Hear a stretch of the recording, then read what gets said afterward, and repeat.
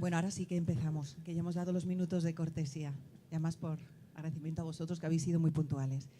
Bienvenidos a The Place, el espacio de innovación experimental de The Valley, el sitio donde siempre suceden cosas. Y lo que esta mañana sucede es que tiene lugar el segundo debate Human Tech. En esta ocasión vamos a hablar de las consecuencias sociales y económicas de la robotización.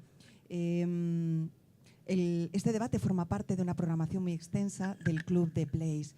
Y el porqué de la existencia de estos debates está muy ligado a la esencia de este espacio, de The Place.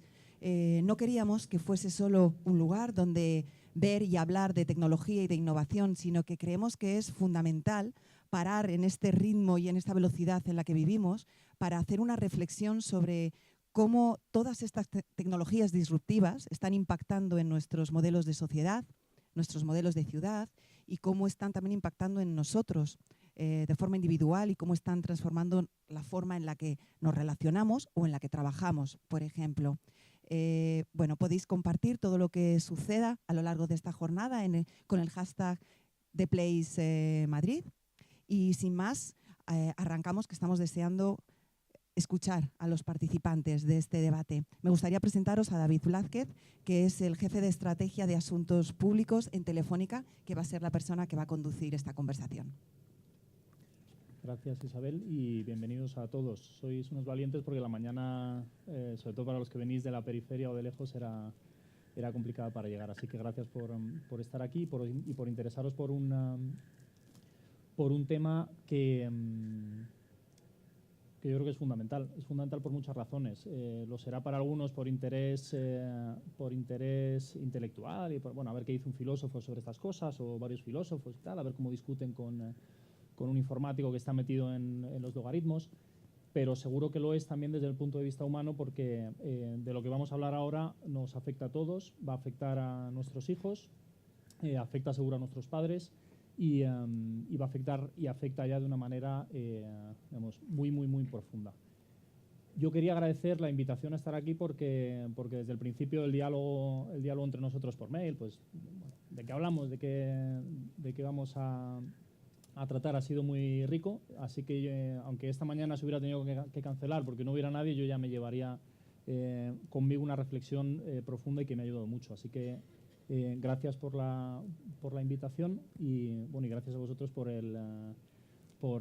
estar aquí. Ahora os voy a presentar. Quería, y no me voy a alargar más porque de lo que se trata aquí es de conversar, quería señalar que espacios como este son fundamentales hoy. La aceleración del cambio es brutal y uno de los lemas de la filosofía y además no sé si os habéis fijado y habéis entrado por la Facultad de Filosofía de la Complutense, está ahí escrito malamente y con pegatinas encima, tal, de sindicatos y tal, pero si escarbas un poco hay un lema donde dice "Siste viator", ¿no? O sea, detente, caminante, párate un segundo. Yo creo que lugares que nos obligan, aunque sea durante una hora y media, a pararnos. Esto de la barba y el tal no sé si ayuda. A pararnos en medio de un recorrido que es vertiginoso y en el que muchas veces no sabemos en qué estación estamos, yo creo que tiene muchísimo valor. Así que gracias por haberlo favorecido y por tener el empeño de permitir que haya lugares como este, en el que gente como vosotros se pueda juntar, hablar y conversar.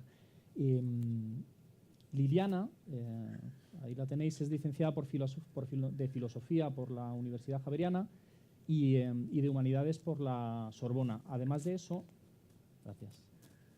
Creo que el mensaje ha sido escuchado en la cabina. Gracias. Perdón. Su interés, si habéis googleado ya lo habréis visto, su interés por la interacción entre la filosofía y la tecnología, es decir, cómo el cambio tecnológico afecta a la ética, afecta al futuro del trabajo, afecta a los grandes problemas sociales y filosóficos, es claro y es entre esos mundos, ¿no? en los que se mueve. Así que gracias por estar aquí. Stefano es filósofo, lo es por la Universidad degli Studi di Milano, ha estado encerrado en bibliotecas durante mucho tiempo, pero es un alma inquieta. Lo sé porque en algunas hemos coincidido, así que os confieso que que hemos compartido silla de biblioteca en alguna ocasión.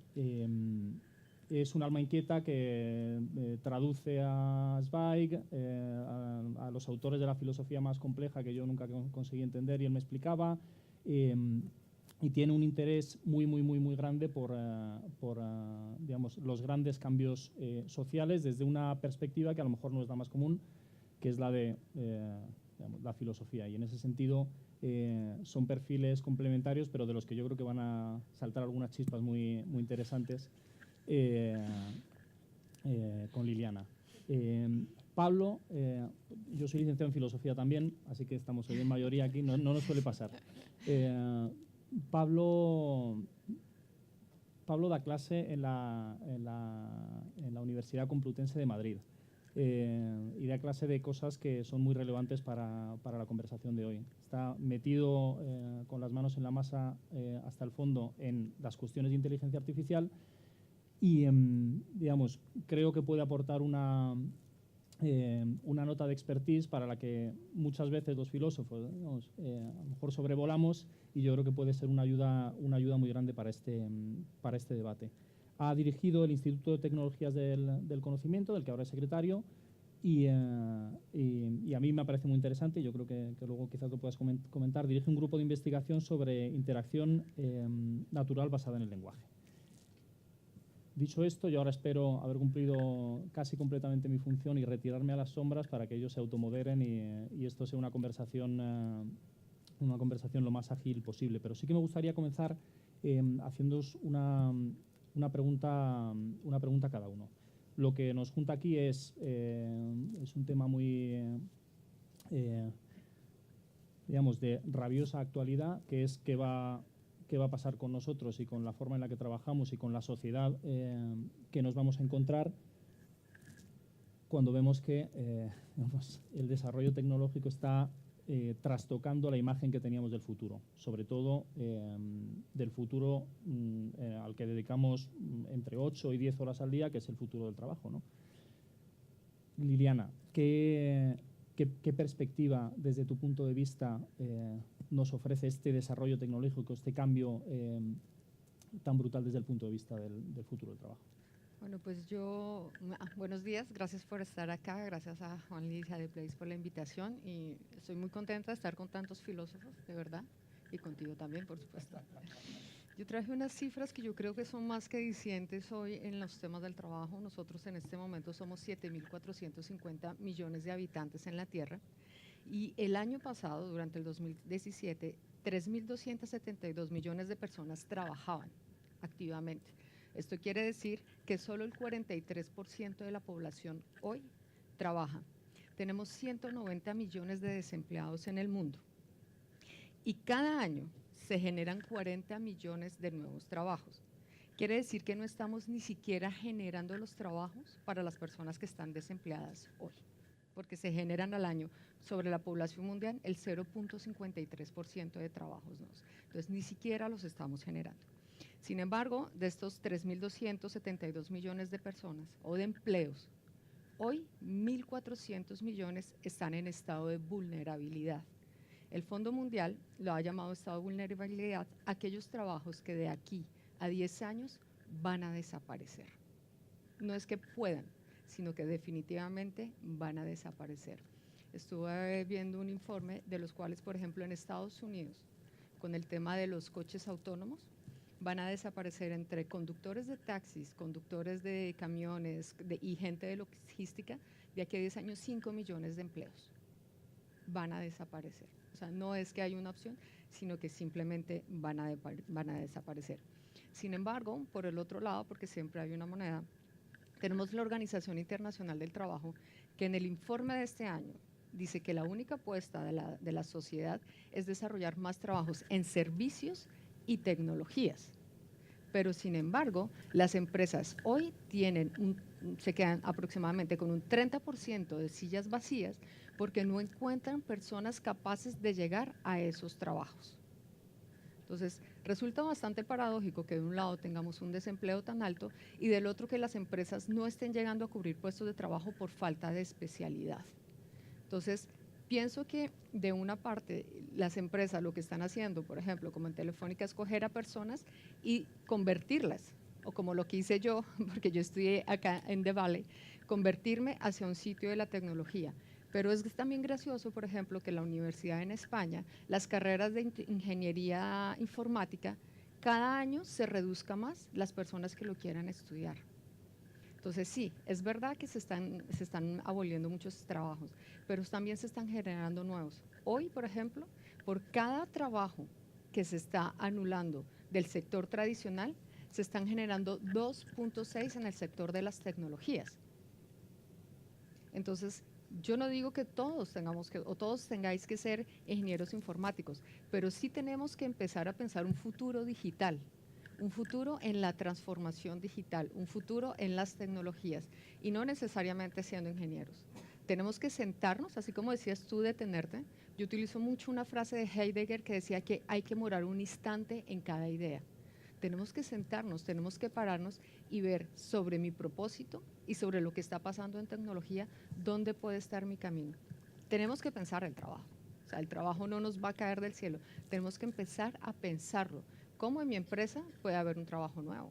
¿Cómo en otra tecnología o en algo que me gustaría hacer puede haber un trabajo nuevo? Empecemos a inventarnos el trabajo. Esa es un poco la proposición que yo hago siempre con temas de trabajo. Pero indiscutiblemente sí, se van a perder muchos puestos de trabajo. Gracias, Liliana. Yo creo que es inevitable que ante este futuro digital del que hablaba Liliana se polarice inmediatamente la discusión y normalmente las audiencias. Si ahora pudiésemos cortaros por la mitad, no a cada uno personalmente, sino como audiencia en general, tendríamos por un lado probablemente a los utópicos, donde ven que la entrada de la automatización y de la robotización de muchos de los trabajos nos va a ofrecer un futuro magnífico en el que no vamos a tener que trabajar y en el que todo va a ser felicidad y vamos a tocar el violín todos. Pero también seguramente habría entre la audiencia quienes miren este futuro con un poco más de reserva, ¿no? Digamos, la inteligencia artificial en la cuestión del trabajo y en lo que toca al futuro del trabajo polariza normalmente el discurso. Y yo aquí quería preguntarle a Pablo, tú que conoces el lenguaje de los algoritmos y que estás en el mundo de la inteligencia artificial, ¿hay una posición intermedia?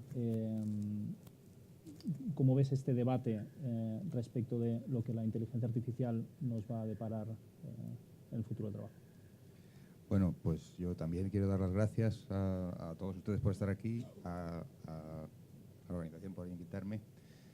Y esta pregunta yo creo que se la hace mucha gente todo el rato, estamos continuamente hablando de esto, hay una serie de pensadores importantes en el mundo alertando contra los posibles peligros de la inteligencia artificial.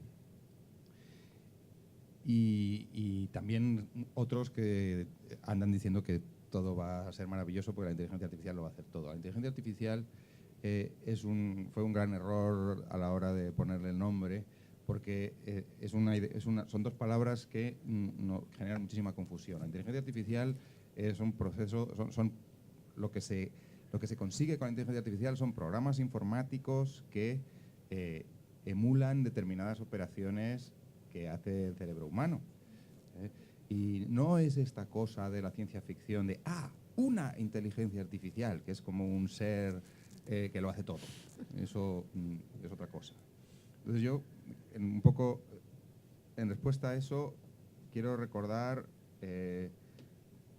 tres cosas. Una, que un ejemplo que tenemos todos en casa de una máquina que hace cosas que hacemos nosotros y que destruyó en su día un montón de trabajos, que es la lavadora. La lavadora, antes de que hubiera lavadoras, había un montón de gente que bajaba al río a lavar la ropa y se ganaba la vida con eso. Entonces se inventa la lavadora y a partir de ahora todo el mundo que tiene una lavadora en su casa mete la ropa en la lavadora y la lavadora le lava la ropa. Eso no quiere decir necesariamente que todos estemos muy dolidos porque se han perdido tantísimos trabajos con la introducción de la lavadora. Nadie quiere que se eliminen las lavadoras del mundo para poder trabajar lavando la ropa en el río, y eso da una idea de este tipo de avances, cuál es la consecuencia directa que tienen. Y además, tampoco, como todos sabemos, la lavadora no es mágica, no es como piensan mis niños, que llegan a casa y tiran la ropa en el suelo y aparece doblada en su cajón.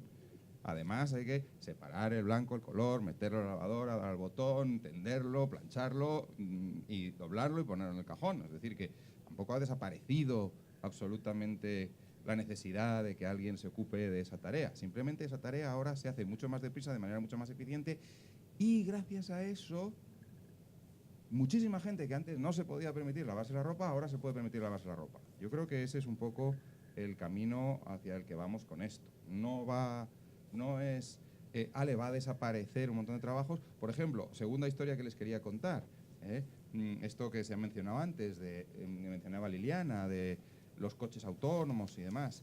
El primer piloto automático de aviones es del año 1912.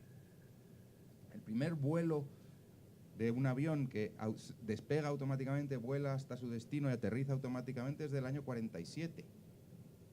Y sin embargo, a día de hoy, todos los pilotos siguen llevando aviones, ¿vale? Porque el coche, básicamente los primeros pilotos automáticos lo único que sabían era mantener el avión plano, en esta dirección. Los siguientes, además, lo controlaban así. Luego empiezan a poder aterrizar, empiezan a poder... Ahora mismo los coches autónomos lo que saben es no salirse de la carretera y saber cuándo parar y saber a dónde ir. Pero hay muchísimas más cosas que a lo mejor pueden ser importantes. Por ejemplo, estas preguntas que enseguida salen cuando se habla de los coches autónomos, ¿no? ¿Y si sé que o mato a la ancianita o mato al niño, ¿a cuál mato? Pues eso ya es otra cosa que ahora mismo los coches automáticos no están preparados para trabajar. Y ahí mi tercera historia tiene que ver con esto, es decir, que la inteligencia artificial básicamente la inteligencia humana es muy compleja, hay muchísimas cosas involucradas. Empezó por, las máquinas saben hacer aritmética, luego las máquinas saben hacer lógica, luego las máquinas saben hacer planificación, y poco a poco ha habido pequeñas parcelas de la actividad mental de las personas que se han ido emulando en máquinas. El porcentaje de actividad, de operaciones de la mente humana que tenemos emulado a estas alturas es mínimo. Es mínimo. Hay un 90% de lo que le hace la cabeza a una persona normal que las máquinas no saben hacer. Y además no lo saben hacer no porque no se pueda, que habría que ver. No lo hacen porque nadie se ha molestado en intentarlo. Y nadie se ha molestado en intentarlo porque todavía a nadie se le ha ocurrido cómo eso puede dar dinero. Y no olvidemos eso, la inteligencia artificial a día de hoy requiere mucho dinero, se ha invertido mucho dinero en las cosas que podían dar dinero y esas se han conseguido casi todas. Es muy raro alguna cosa que se haya identificado, vamos a hacerlo y no se haya conseguido. Y las cosas que no se han conseguido, casi seguro que es porque nadie ha invertido dinero. El día que se invierta en detectar las emociones de una persona o en sentir empatía, que las máquinas sientan empatía por otra persona, el día que se invierta en eso, todo el dinero que lleva invertido Google en traducción automática, se conseguirá. Eso nadie tiene mucha duda, ¿vale? Entonces, y ya un poco redondeando todo eso, esa idea de la inteligencia general artificial que lo va a hacer todo, va a pensar más que nosotros, saber más que nosotros y todo lo demás, no hay nadie trabajando en eso a día de hoy. En el mundo real no hay nadie trabajando en eso. Lo sale mucho en las novelas de ciencia ficción, no hay nadie trabajando en eso. A nadie le interesa, además. Entonces, yo creo que esos predicciones alarmistas quedan muy lejos. Hay que tener cuidado, eso sí, ¿vale? Esto funciona muy bien siempre que no nos creamos que tenemos inteligencia artificial general. Si creemos que cualquiera de estas soluciones, que son muy específicas, sirven como inteligencia artificial general y les empezamos a delegar responsabilidades como si fueran inteligencia artificial general, entonces sí podemos tener un problema, ¿vale? Pero yo creo que eso queda un poco lejos. Y ya una última puntualización un poco en esta línea que decía también Liliana, ¿no? De la educación, la digitalización, hay que prepararse y demás. La semana pasada estuve en un evento en en la nave, ahí en el sur de Madrid, el South Summit, que era sobre tecnología y educación. Y las claves que se manejaban allí, había un montón de gente de tecnología, un montón de gente de educación, y la gente lo que andaba buscando es cómo conseguir lo que llaman un robot-proof education. Si a partir de ahora las máquinas lo van a saber hacer todo, ¿qué vamos a hacer nosotros? ¿Y cómo preparamos a las generaciones futuras para eso? Y resulta que una de las cosas que se decían es precisamente que insistir en que todo el mundo se tiene que preparar en tecnologías y demás es un gran error. Porque en tecnologías, en programación, todo eso está muy bien, es muy bueno, es muy positivo y es a lo que me dedico yo. Y parece mentira que sea yo de todos los que estamos aquí el que diga esto. Pero nunca vamos a ganar a las máquinas en tecnología y en programación. Las máquinas, casi todo lo que nosotros podamos aprender a hacer en esos términos, las máquinas lo van a hacer mejor.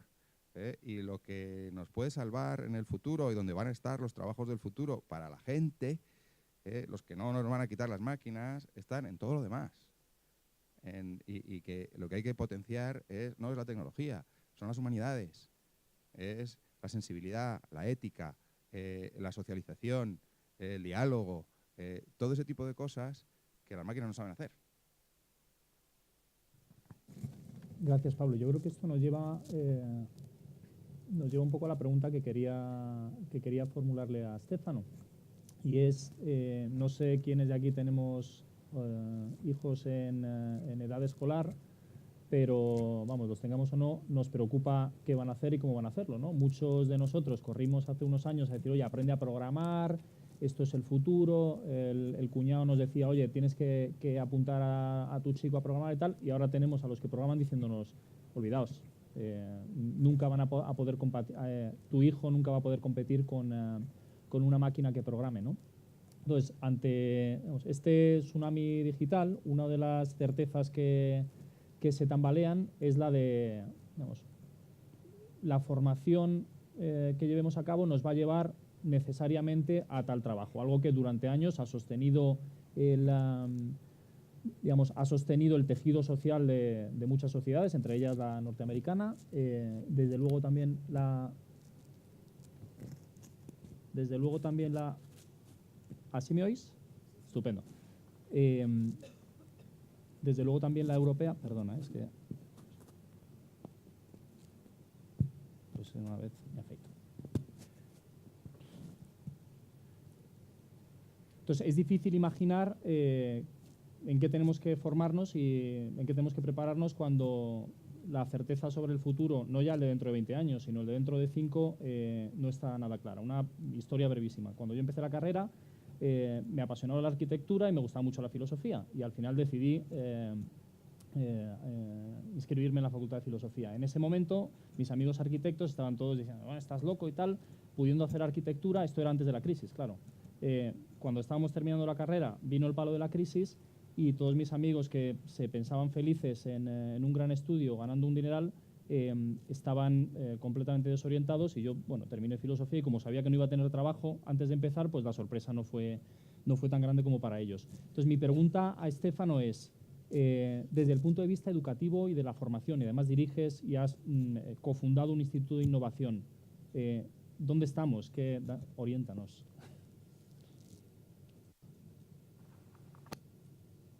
Sí. Bueno, en primer lugar, gracias por darme la oportunidad de estar aquí, sobre todo por la oportunidad de poder aprender. Creo que efectivamente el tema de la educación es un tema fundamental, porque dependiendo del tipo de educación que tengamos para nuestros hijos y de caras al futuro, podemos construir una sociedad que esté más o menos a la altura de los retos del futuro. Como decía Liliana antes, es verdad que estamos frente a un cambio, todos están de acuerdo, tanto tecno-optimistas como tecno-escépticos, de que el futuro va a ser muy diferente de como lo tenemos ahora. Se habla de un 47% de empleos que serán sustituidos por las máquinas, eso es un informe del año pasado. Por otra parte, también es verdad que se puede moderar un poco estos datos y se habla solo de un 10% de trabajo que serán sustituidos, pero también es verdad que luego se añade que el 62% de los empleos verán el 30% de sus tareas sustituidas por las máquinas. Es decir, en la mejor de las hipótesis, el hombre y la máquina tendrán que trabajar codo con codo biónico. Pues también se dice que hay una proporcionalidad directa entre el nivel de educación que tenemos y la posibilidad de ser sustituido. Es decir, a cuanto más nivel de educación tengamos, menos posibilidad de ser sustituido tenemos. Por ejemplo, yo lo busqué en Google, la posibilidad, y esto también para tranquilizarte, David, y Liliana, la posibilidad de un filósofo de ser sustituido de aquí a 20 años es el 0,1%, así que yo el trabajo más o menos lo tengo garantizado. Exacto. Pero claro, entonces, me parece interesante preguntarse qué tipo de educación hay que fomentar. Y yo, pensando en esto, he dicho, bueno, vamos a ver entonces qué tipo de inteligencia tiene la máquina y dónde está el tipo de inteligencia humana y la diferencia y especificidad de la inteligencia humana. Y allí Pablo me dirá, pero yo creo que, por lo que tengo entendido, que la inteligencia artificial, la inteligencia de las máquinas, fundamentalmente su fuerza es el algoritmo, o sea, el lenguaje numérico. Pues por lo tanto, todo aquello que se pueda traducir en lenguaje numérico lo van a hacer las máquinas mucho mejor de lo que podamos hacer nosotros. Y por supuesto, cada actividad rutinaria es muy sencillo, casi yo podría traducirlo en algoritmo. Pero además, con la inteligencia artificial, también algunas actividades cognitivas básicas como recopilación de datos, elaboración de datos y predicciones o diagnósticos médicos, también estos se pueden hacer. Watson, que es el ordenador de IBM, lo hace de una manera extraordinaria. Y, claro, la pregunta es entonces si la inteligencia humana es solamente cálculo. Yo creo que no.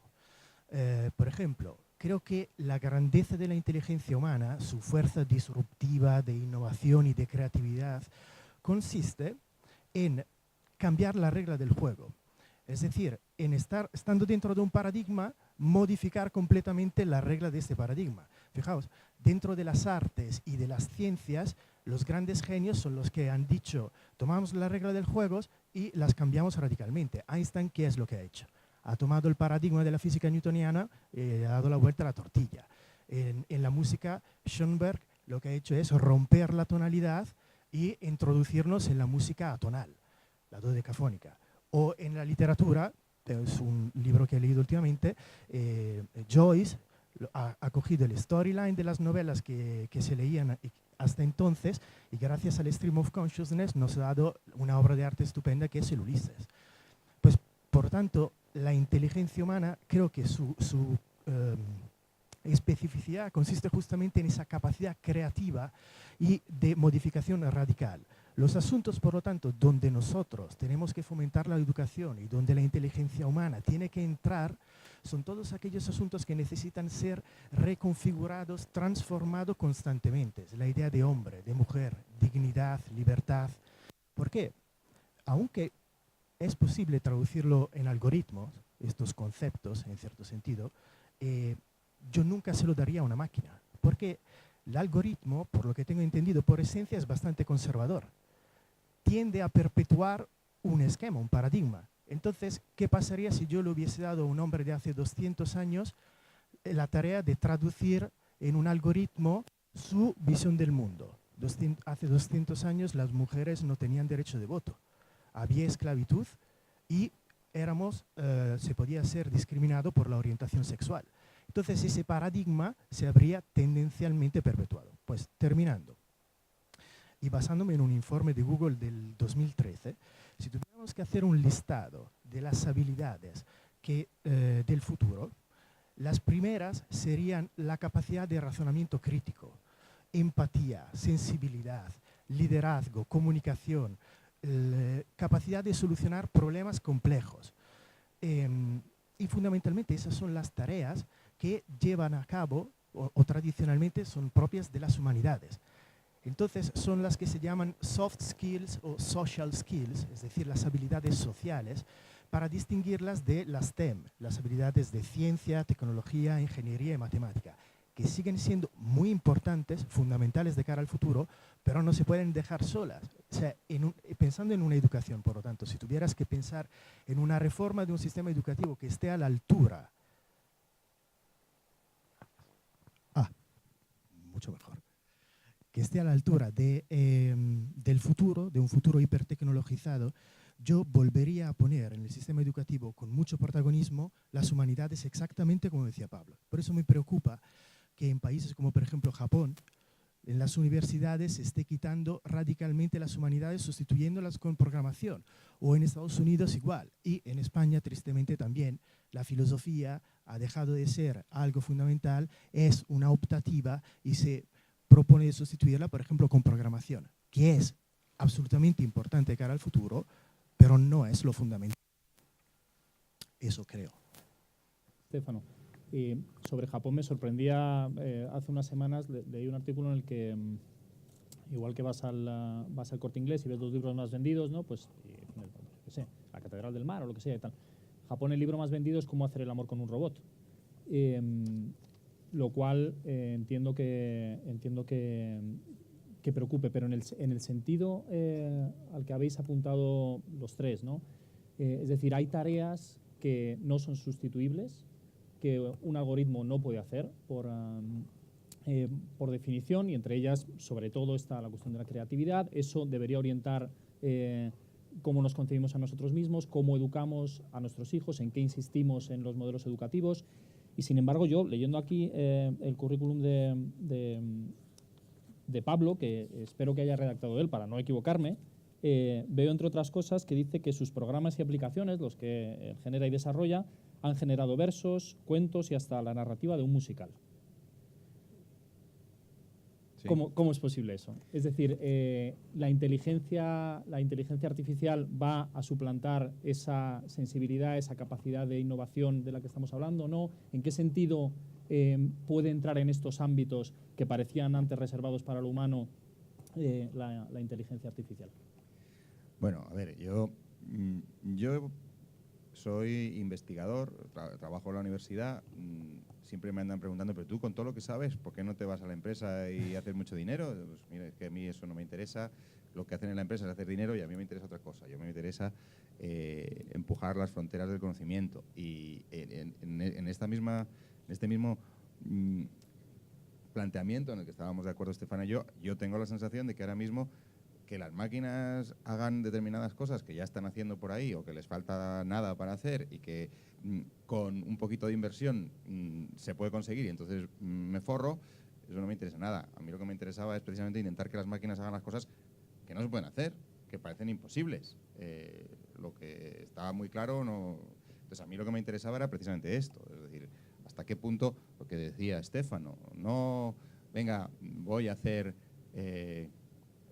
voy a hacer un Rembrandt más, ¿no? Hay unos señores ahí que se han estudiado todos los cuadros de Rembrandt y han conseguido que la máquina haga un Rembrandt nuevo. Y todos los expertos lo miran y dicen, pues sí, claramente es un Rembrandt, ¿no? Pues eso no tiene ningún sentido. O sea, ningún pintor que haga eso le van a considerar buen pintor. Este es un copista, este es un imitador, ¿vale?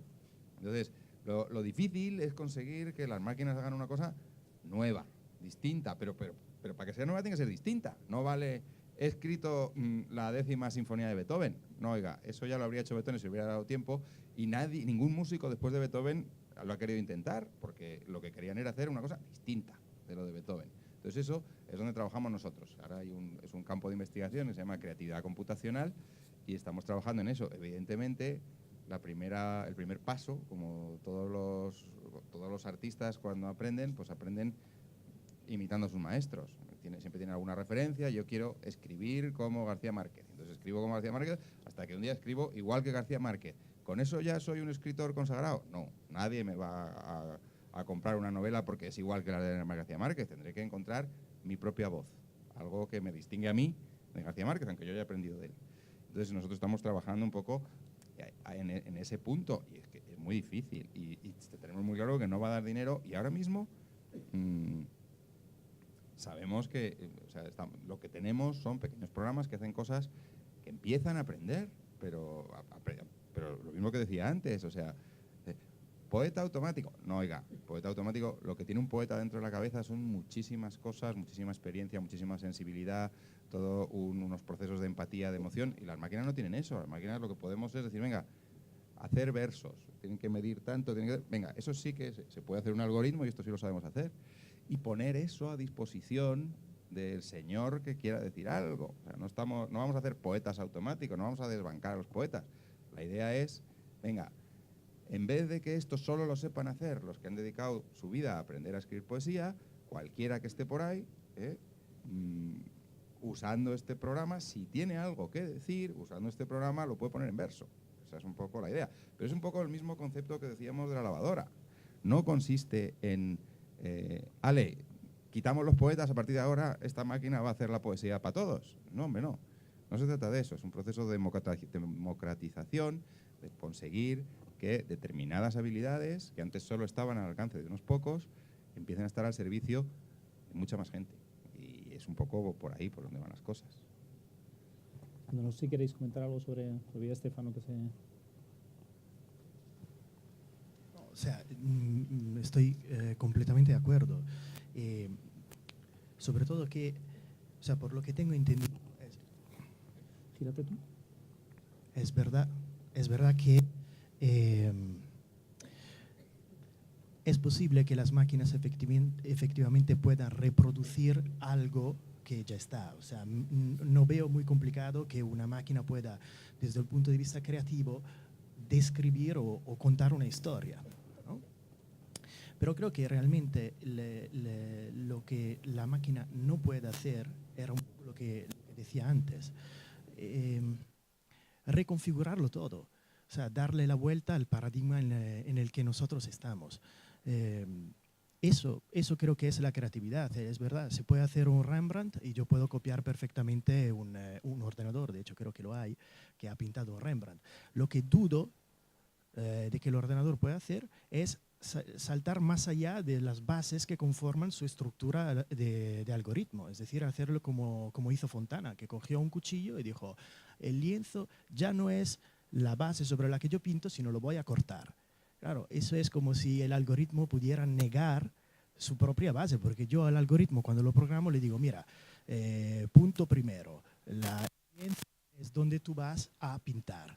Claro, él no va a romperlo, es decir, no puede ser tan disruptivo como puede ser la inteligencia humana. En ese sentido decía antes que es bastante conservador. Claro, lo que pasa es que toda actividad que sea rutinaria es susceptible de desaparecer porque lo puede hacer una máquina. Creo que en eso estamos de acuerdo, Pablo. O sea, cualquier actividad que sea repetitiva, constante e igual en todo momento, lo va a reemplazar una máquina sí o sí. Entonces, nuevamente ahí es donde salimos con los soft skills, que lo que estamos en este momento es en la era del cerebro. Es donde yo creo que hoy más que nunca el debate sobre las humanidades, y por eso me parece tan importante este espacio, es el que debería estar dando la sociedad. Diciendo es, ¿cómo voy a hacer para que mi capital cerebro, ya no mi capital trabajo, ya dejemos de hablar de capital trabajo, mi capital cerebro va a funcionar en la sociedad?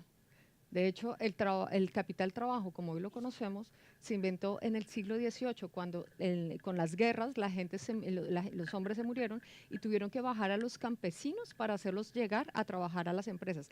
Eso era el capital trabajo. Como no tenían nada más que ofrecer, ofrecían su trabajo. Entonces, ¿cómo podemos 3 siglos después seguir hablando del capital trabajo como si fuera igual?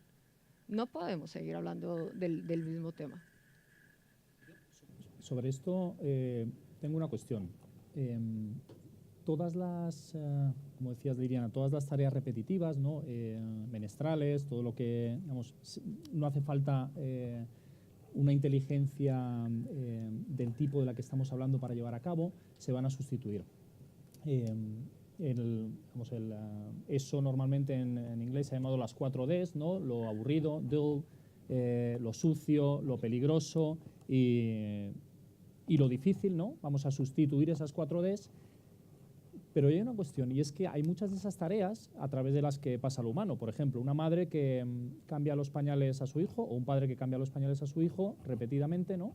Durante mucho tiempo, y a través de ese gesto que es repetitivo y que, bueno, no es peligroso o depende del hijo, pero a través de gestos repetitivos pasa mucho de lo humano que somos y nos conforma como personas de maneras que no lo seríamos si no hubiera sucedido. Por ejemplo, yo tengo el recuerdo de mi padre que me llevaba al colegio todas las mañanas. Y luego, creciendo y haciéndome adulto, he pensado, joder, pues es que eso en su momento yo no lo valoré, pero fíjate cuánto amor pasaba a través de un gesto tan sencillo y tan repetitivo. No era nada creativo, porque era coger el coche a la misma hora, además normalmente de mala leche y tal y cual, pero a mí ese gesto, por ejemplo, me ha marcado. Es decir, y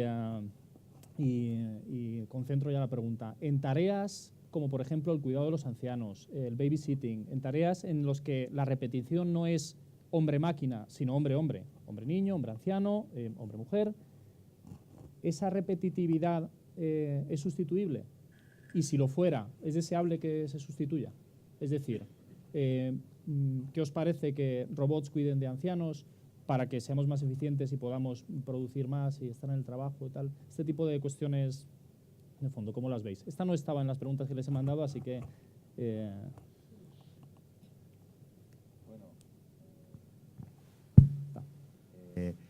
A ver, eso es ahora mismo una de las grandes aplicaciones de la robótica en Japón. En Japón tienen una población muy envejecida y además tienen un problema muy grande que es que son tremendamente racistas. Entonces esto que ocurre mucho aquí, que ahora mismo en mi barrio que hay muchos ancianitos, ahora mismo cada ancianito va con un señor que tiene aspecto sudamericano que le lleva de la mano, ¿no? Eso en el Japón es impensable. Nadie va a meter un extranjero en su casa. Prefieren tener un robot. Entonces eso allí es fundamental y es lo que están desarrollando robots para eso. Pero yo creo que ahí, y estoy con Stefano, eso es una de las... En ese tipo de trabajo se aplican toda una serie de habilidades de las que tienen las personas, son fundamentales de las personas, inherentes a la humanidad de las personas y que las máquinas no tienen y que además, por mucho que se está intentando, las máquinas hacen muy mal. Las máquinas, lo de la socialización, la empatía, todo este tipo de cosas, lo hacen muy mal porque es una cosa que se construye desde una experiencia propia que tú proyectas para interpretar lo que le está pasando al otro. Intentas imaginarte lo que está sintiendo el otro y cómo vas a hacer que se sienta mejor. Y eso las máquinas lo hacen muy mal. Entonces yo creo que ahí, por un lado, está claro que es donde de momento está habiendo una aplicación real, con lo cual posible es. Y sin embargo, yo creo que eso tiene un techo de cristal que va a resultar difícil romper. O sea que un robot que te cuida, al final, no sé, me cuesta imaginar que el ancianito se vaya a sentir de verdad cuidado como si tuviera una persona que se ocupe de él. Te lanzo una contrapregunta. A veces ese desarrollo no tiene techos de cristal y ese techo es sencillamente la decisión que nosotros tomemos. Por ejemplo, ¿podemos destruir la humanidad entera? Sí, desde que tenemos bombas atómicas, ¿no? Es decir, yo entiendo esa confianza en que el desarrollo no podrá llegar hasta determinados niveles, pero ¿y si pudiera? Es decir, ¿dónde estamos nosotros como decisión? Imagínate que se desarrollasen también, que se pudiera hacer. Es decir, hay una cuestión entre lo deseable y lo bueno y lo posible que yo creo que es necesario introducir en estas discusiones, ¿no? Abro la pregunta para los tres, no es necesario si no quieres que la respondas inmediatamente, pero sí que me gustaría que entrásemos un poquito en esa cuestión. A ver, nosotros lo que trabajamos es precisamente en eso. Yo dirijo un grupo de investigación que se llama Interacción Natural basada en el lenguaje y precisamente la idea con la que trabajamos nosotros es que ahora mismo lo que les falta a las máquinas es precisamente esa capacidad y que nosotros lo que hemos pensado siempre es que lo que está ocurriendo ahora es que como las máquinas tienen muchas limitaciones, la gente está aprendiendo a dirigirse a las máquinas en los términos que usan las máquinas y renunciando a los propios, ¿no? Cualquiera, hablaban antes David y Stefano de las bibliotecas, ¿no? Cualquier investigador de hace 50 años, cuando se planteaba ir a una biblioteca a preguntar por algo para buscar fuentes, jamás lo habría hecho como lo hacemos ahora en Google. Y sin embargo, ahora todo el mundo sabe que ya no hace falta poner todas las palabras, lo que tengo que poner es 2 o 3 palabras así significativas. ¿Por qué? Porque eso es lo que maneja la máquina y la máquina maneja eso y nosotros nos hemos acostumbrado. Lo de el tema este de los teléfonos móviles, como el móvil lo que permite son no sé cuántos caracteres y además cuesta mucho ponerlos con el dedito, pues venga, vamos quitando todos estos que sobran. Y estamos vendiéndonos a las máquinas, señores. Esto cada vez hacemos más lo que las máquinas necesitan. No es que las máquinas hayan aprendido a hacer lo que nosotros sabemos hacer. No, nosotros nos estamos adaptando a las máquinas. Y nuestra idea en mi grupo es lo contrario. Es decir, oiga, vamos a intentar que las máquinas aprendan a hacer lo que hacíamos nosotros antes, para que nos podamos dirigir a las máquinas en los términos en que nos habríamos dirigido a una persona. Entonces eso requiere entender cómo funciona el lenguaje, entender cómo funciona el lenguaje en los dos sentidos, que las máquinas entiendan lo que tú dices y además que sean capaces, en vez de ponerte un chorro de 20 páginas que tienen que ver con un porcentaje de y además otras 100.000. No, oiga, dígame usted cuál es la que yo quiero. Entonces eso nosotros estamos trabajando y por eso nosotros empezamos a trabajar en literatura, en modelar literatura, porque pensamos que la literatura es a la comunicación lo que la Fórmula 1 al transporte, es decir, donde todas las habilidades que influyen en esto se llevan al extremo y hay que conseguir la optimización y que funcione lo mejor posible. Y si conseguimos, igual que